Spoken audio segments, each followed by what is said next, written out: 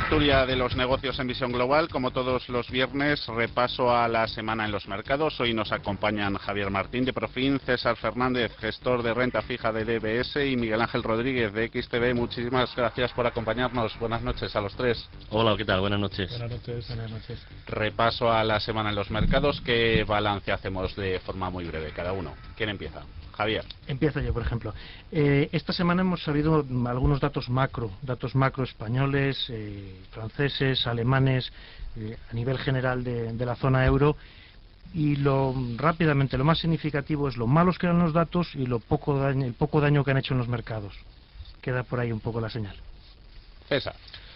Bueno, efectivamente, la verdad es que estamos todavía sufriendo, sobre todo en Europa, ¿no? Y sobre todo la Europa del sur, sufriendo todavía los estragos de la recesión mundial, y vemos cómo se están extendiendo hacia el norte de Europa también. Yo creo que eso también es clave, sobre todo porque al final las decisiones que se tienen que tomar en el resto del año, ¿no?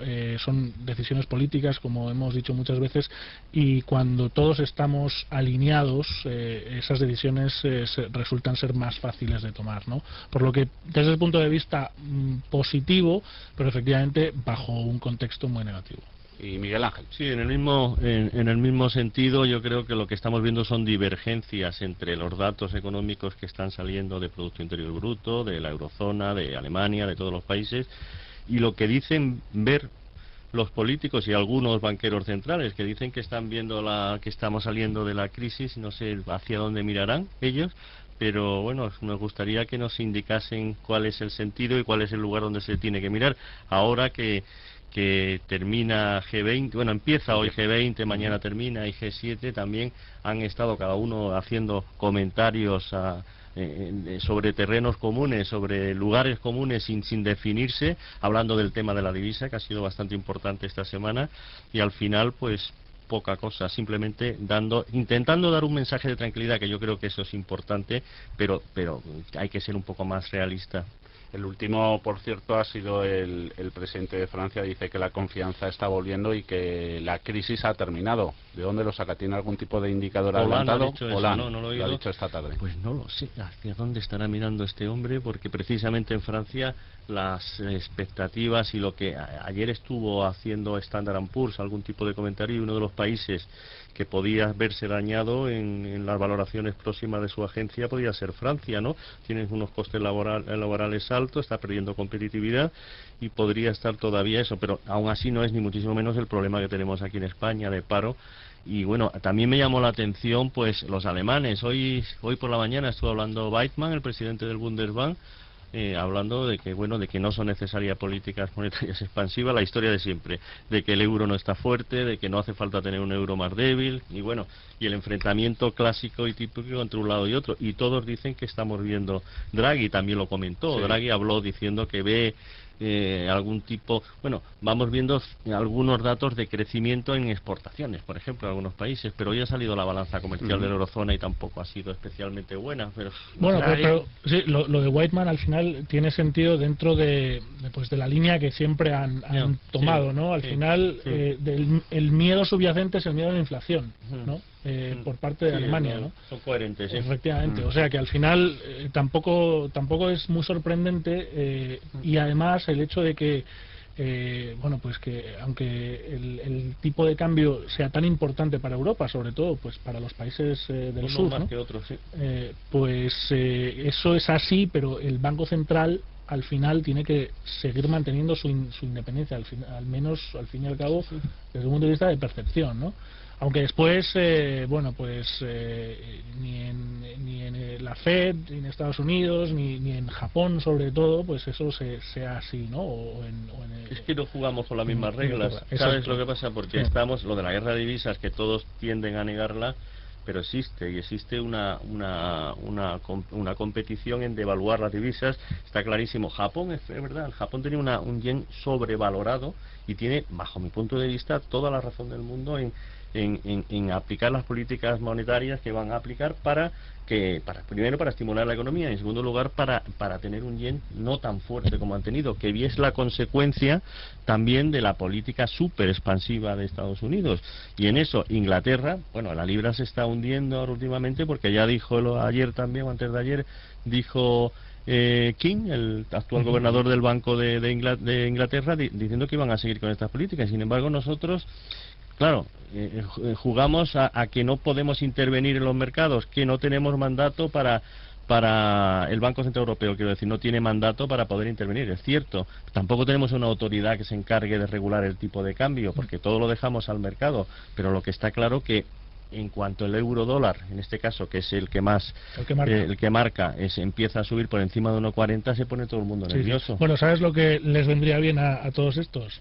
Una pequeña crisis de deuda periférica, porque es curioso cómo se demostró en las últimas crisis de deuda, ¿no?, donde el diferencial español sobrepasaba los 600 puntos y tal, que las correlaciones que eso subían, va a ser peor el remedio que la enfermedad. Efectivamente, es terrible. Sí, no, está claro, terrible. la prima de riesgo del euro era correlación inversa clarísima, pero no vamos a tener que matar aquí. Esperemos que no que no quieran hacer eso para solucionar ese problema, ¿no? De falta de competitividad. Yo creo que no hay un objetivo claro.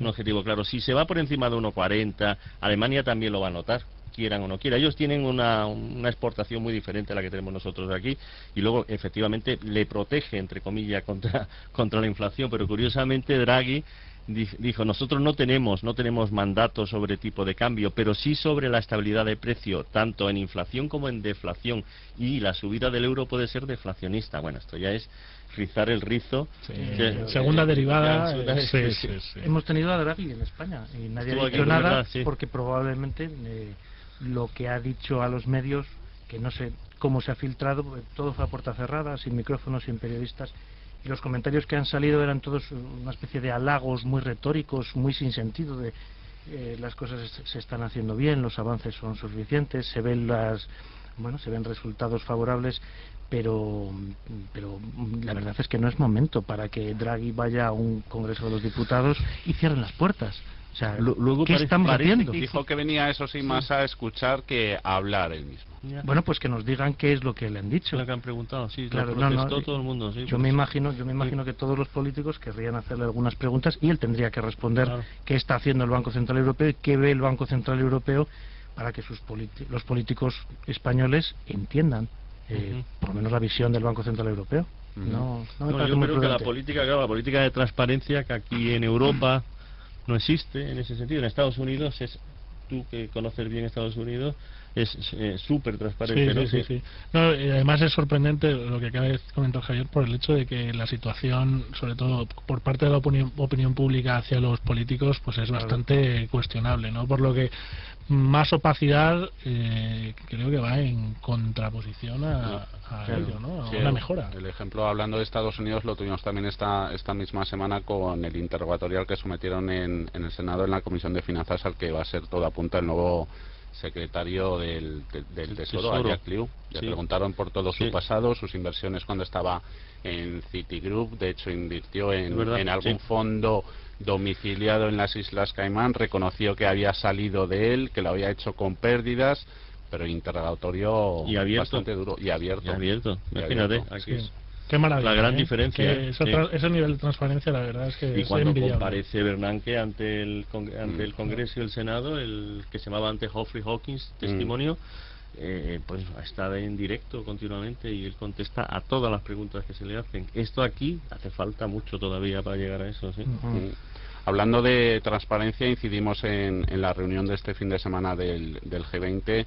¿Qué pueden esperar del comunicado? ¿Qué tipo de comunicado puede hacerse público mañana? ¿Con qué se pueden encontrar el lunes cuando vuelvan a la oficina? Esperan grandes cambios. Se saldrá mucho del típico guión de estos encuentros, es decir, que los tipos de cambio deben reflejar los fundamentos económicos que deben ser fijados por los mercados y que las políticas económicas deben tener siempre objetivos internos. Se saldrá mucho de este guión, que ha sido el guión de las últimas reuniones, tanto de G7 como G20. Yo creo que no, y además, como no es un momento tenso ahora de mercados, pues es el momento de decir que las decisiones que se están tomando son las adecuadas, que deben avanzar en esas decisiones y a nivel de países y a nivel de divisas insistir en que debe haber libre mercado, en que no se debe hacer juegos con manipulación con las divisas, lo cual de forma transparente se está haciendo en todos los mercados, en todas las áreas económicas,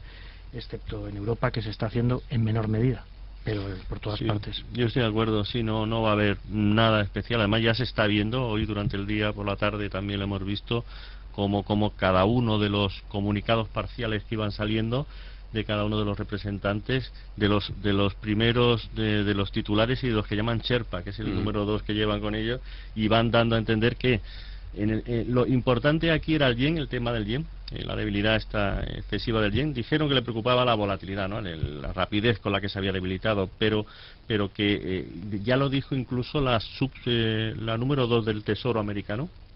Dijo que bueno, que ellos entendían las políticas que están llevando en Japón, y eso ya yo creo que fue una señal inequívoca de que lo que van a decir simplemente es lo que decías tú, que siempre y cuando las divisas se muevan por fundamentales no hay por qué preocuparse, y en Japón pues tiene sentido que el yen caiga además por fundamentales y por las políticas que están llevándose a cabo.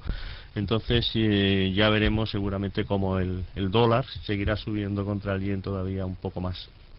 En Moscú, por cierto, está también invitado el ministro de Guindos. Ha dicho allí que ya nadie duda de la banca española, que nada tiene que ver con el escenario, con la situación de hace un año. ¿Coinciden con esta apreciación a la vista de la semana que hemos tenido, por ejemplo, con las acciones de Bankia, César?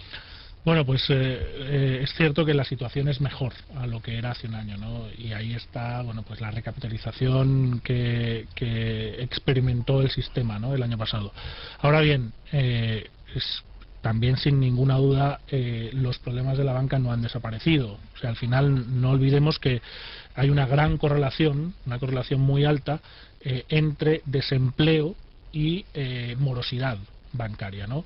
Y con un retraso, un lag de entre 3 y 4 trimestres, ¿no? Que significa que en el momento en el que empieza o termina la destrucción del empleo, 3-4 trimestres más tarde, entonces veremos el final del ciclo de morosidad, ¿no?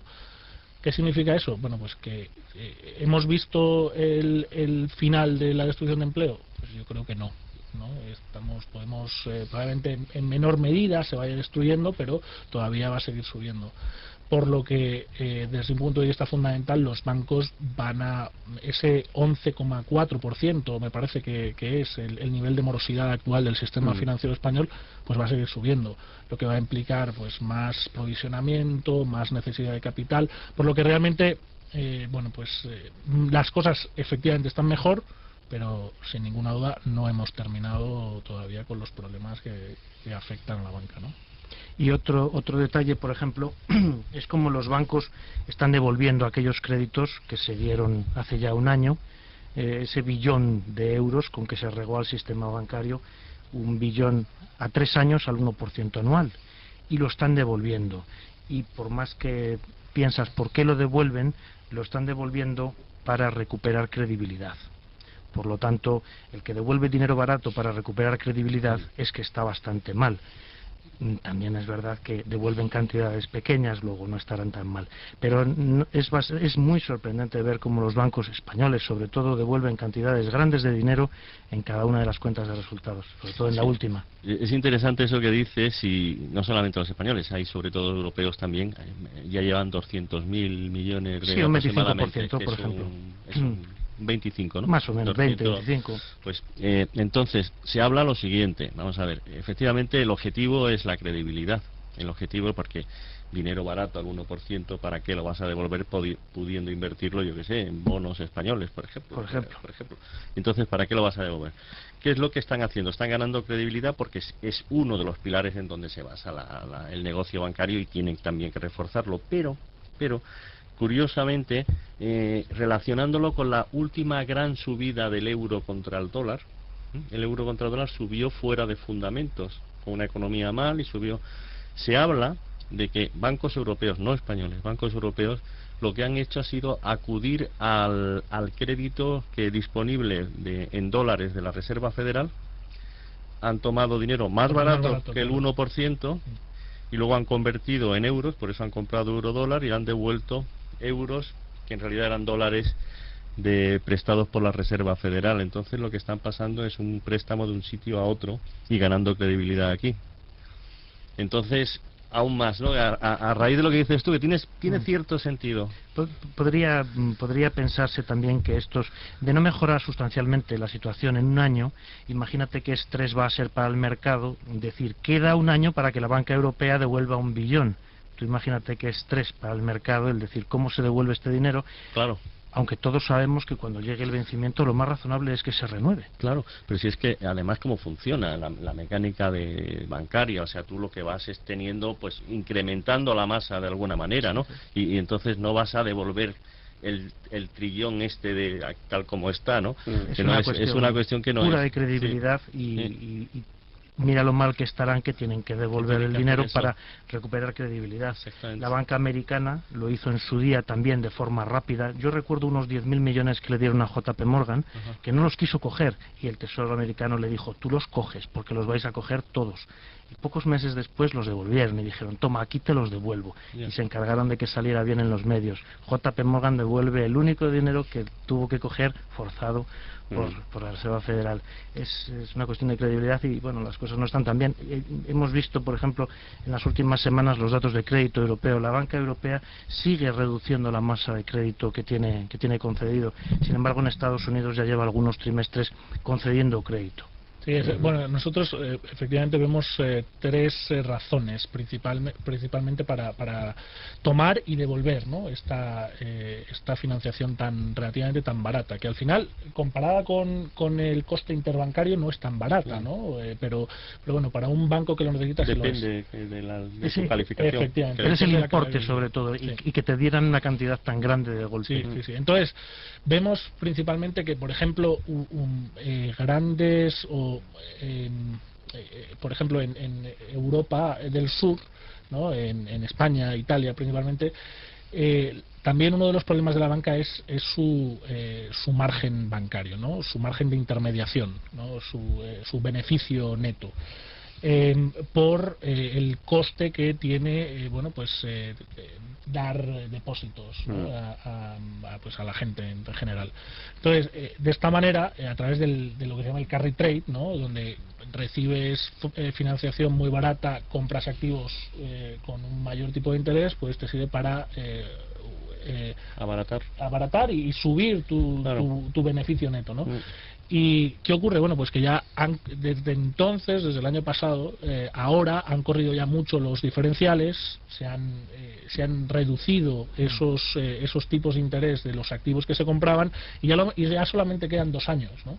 Por lo que realmente el margen no es tanto. Ese margen es lo que está hablando, menor. tiene que ver con la financiación en dólares, ¿no? Sí. Pero en definitiva siguen estando igualmente endeudados, como van a estar siempre, entre otras cosas, porque bancos, para eso están los bancos, claro. Se maneja, Pablo, los 3 del tema Bankia. Hoy sus títulos han tocado mínimos históricos, sus acciones parece que no encuentran suelo, sus accionistas, por lo menos los minoritarios, veremos los preferentistas, tampoco parecen encontrar consuelo. ¿Qué les podemos recomendar? Claro, qué mal gestionada la crisis cuando tienes a los políticos siendo interrogados, qué mal gestionada la crisis cuando dices que vas a dar una determinada solución a las preferentes y subordinadas y no la das, y luego dices que se creará un comité en el que entrarán determinadas personas a escuchar tus súplicas o ruegos o lamentos, y luego qué mal gestionada la crisis cuando se dice en los medios de comunicación que las acciones valen 0,01.